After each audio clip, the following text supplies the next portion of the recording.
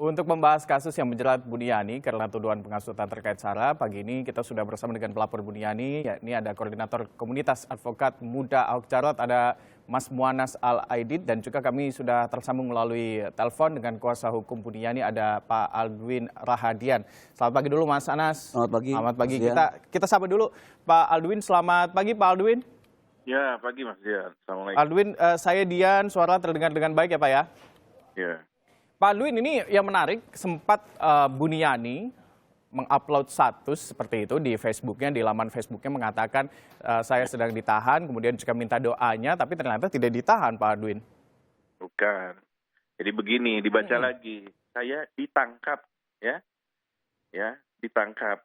Dan memang tertahan di Polda Metro. Kan memang betul tertahan, karena ketika kemudian disodorkan surat penangkapan itu, konsekuensinya 1 kali 24 jam tidak boleh dia kemana-mana, ya, karena pemeriksaan akan berlanjut, dan itu sudah larut malam, sehingga pemeriksaan itu karena kondisinya lelah, ya, beliau tidak diperkenankan pulang, ya otomatis tertahan di Polda Metro begitu. Hanya kan statusnya memang baru ditangkap, ya. Ditangkap begitu. 1 kali 24 jam tertahan memang. Ditangkap, ditahan. Setelah itu, lanjut pemeriksaan berikutnya statusnya sebagai tersangka. Nah, ada kebijakan dari kepolisian atau penyidik dalam hal ini yang sudah disampaikan oleh Pak Awi tadi, ya, beberapa alasan, argumentasi soal Pak Buni ini karena kooperatif dan lain sebagainya, ya alhamdulillah kan tidak ada penahanan, dan sebetulnya memang itu tidak harus dilakukan dan sangat tidak perlu. Begitupun juga dengan surat penangkapan, karena kan Pak Buni itu ada di kantor gitu loh.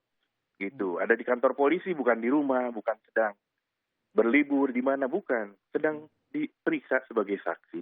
Begitu kurang lebih, Mas. Status Pak Buniani saat ini yang sudah menjadi tersangka tidak hanya Buniani, kabarnya Anda pun juga sempat kaget seperti itu Pak Aldwin. Ini yang bikin kaget sebenarnya apa Pak Aldwin?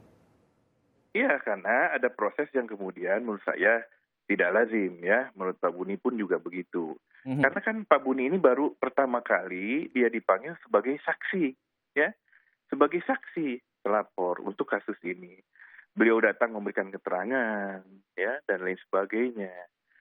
Setelah selesai BAP, malah kemudian belum rampung, baru penandatanganan dan lain sebagainya, itu kan BAP itu harusnya digelar dulu dong. Ini sudah ada persiapan konfes dan lain sebagainya, akan terus kemudian penyidik menyodorkan surat penangkapan, begitu. Dan menaikkan status artinya kan, pada status tersangka. Nah, proses inilah yang kemudian menurut saya itu, ini tidak ada equal treatment yang sama begitu, ya. Karena kan ini berkorelasi kasusnya dengan kasus Pak Ahok.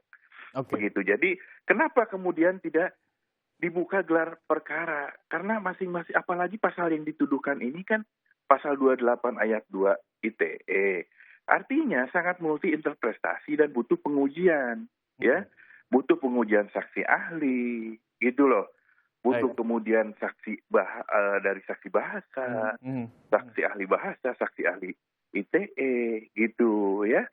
Jadi ini yang kemudian kok tidak digelar, tiba-tiba langsung dinaikkan statusnya sebagai tersangka, begitu. Baik Pak Aldwin, ini saya harus menanyakan dulu nih ke Mas Anas yang sudah ada di studio bersama kami di Sapa Indonesia Pagi. Tadi dikatakan Pak Aldwin mengatakan kaget, Buniani juga kaget karena tidak sesuai dengan prosedural, intinya seperti itu. Ini kalau Mas Anas sendiri bukan melihat... tidak sesuai prosedural, ini ralat lagi, ya. Coba yang betul dong, bukan tidak sesuai dengan prosedural, ada hal yang tidak lazim. Ada hal yang tidak lazim. Ya, awas, hati-hati, jangan sembarangan mengutip. Kalau soal prosedural normatif itu sudah terpenuhi, itu hak penyidik. Ya? Berarti ada hal-hal yang tidak lazim, seharusnya dilakukan gelar perkara, namun ternyata baru pemeriksaan saksi, akhirnya tiba-tiba menjadi tersangka. Seperti itu ya Pak Aldwin ya? Iya. Betul. Ini kalau ke Mas Anas di studio melihatnya seperti apa Mas? Ya, kalau kami sih prinsipnya satu ya, bahwa kami nggak mau terlalu jauh untuk mencampuri urusan internalnya polisi ya. Ini kan artinya ini kan proses penyidikan dan penyidikan kan memang kewenangan dari pihak kepolisian seperti itu. Nah, persoalan lazim atau enggak lazim itu kan menjadi debatable. Itu silakan aja kalau kuasa hukumnya Pak Buniani mengatakan bahwa apa yang dilakukan oleh Polri itu tidak lazim, ya silakan saja. Tetapi Yang pasti bahwa untuk menentukan bahwa seorang itu melakukan tindak pidana ya atas sangkaan ya menurut undang-undang gitu kan memang Polri juga tidak mengejar pengakuan ya. Artinya kemarin sudah dikatakan bahwa dasar untuk menjerat dari Buniani ini kan ada 4.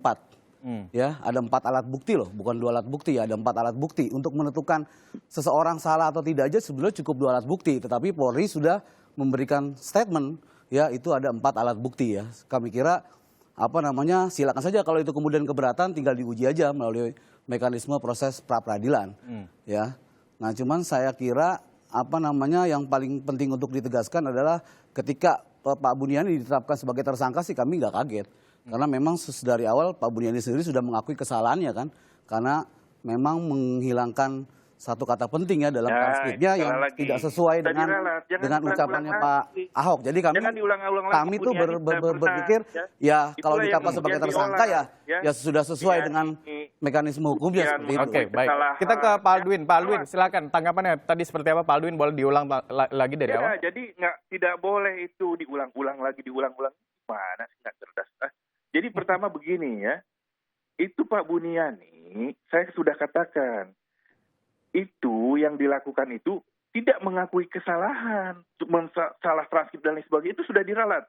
Karena di BAP sekali lagi, ya itu bukan transkrip, ya itu adalah caption, intisari dan pendapat pribadi. Itu sudah diralat, ingat, jangan diulang lagi, gitu.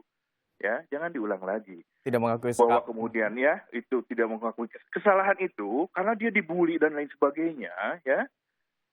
Dia hanya mengklarifikasi kalau di situ ada kesalahan dan lain sebagainya ya. Dia memohon maaf tadi, tapi tidak kemudian dia memohon maaf bahwa yang dia lakukan itu melanggar hukum. Ya ini juga perlu diuji gitu loh.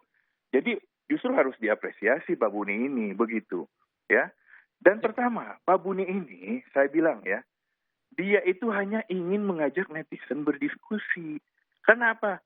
Dia seorang muslim yang tergugah hatinya bahwa ada pernyataan yang dianggap tidak etis dalam video itu. Dan itu banyak dilakukan oleh banyak orang. Nah ini polisi harus melihat fakta-fakta hukum itu. Gitu. Fakta-fakta hukum itu harus dilihat sebelum Pak Buniani mengupload tanggal 6. Tanggal 5 itu banyak sekali akun yang melakukan hal yang sama. Coba kita sudah serahkan bukti-buktinya. Caption ya yang kemudian di bawah video itu, pendapat pribadinya itu malah lebih provokatif dan lain sebagainya. Kenapa harus Pak Buni? Karena Pak Buni ada pihak-pihak yang meng-screenshot dia dan menyebarkan luas. Inilah provokator dan lain sebagainya. Dan saya garis bawahi Pak Aldwin tadi, kenapa harus Buniani seperti itu ya Pak ya? Laporkan ke kepolisian. Orang ini sudah saya laporkan. Dan saya minta kepolisian memproses secepatnya. Ya, memproses. Kita akan kawal ini orang-orang provokator itu, ya, yang menulis di Facebook menyatakan Pak Buniani provokator dan penghasut, itu fitnah melalui media elektronik. Dan ini harus secepatnya orang ini ditangkap. Oke, ada mekanisme hukum juga pastinya yang Anda siapkan, ada equal Pak Aldwin, yang dilakukan oleh kepolisian. Ya. Betul, pastinya ada mekanisme hukum juga yang Anda siapkan untuk menanggapi fitnah yang Anda katakan tadi. Tapi sebelum Anda menjawab itu, tadi dikatakan juga oleh Pak Aldwin bahwa ini adalah unggahan hatinya. Dan sehari sebelumnya juga banyak pihak yang melakukan hal yang sama, mengunggah perasaan hatinya. Nah ini yang perlu kami sebentar Mas Anas, kita akan kembali usai jeda.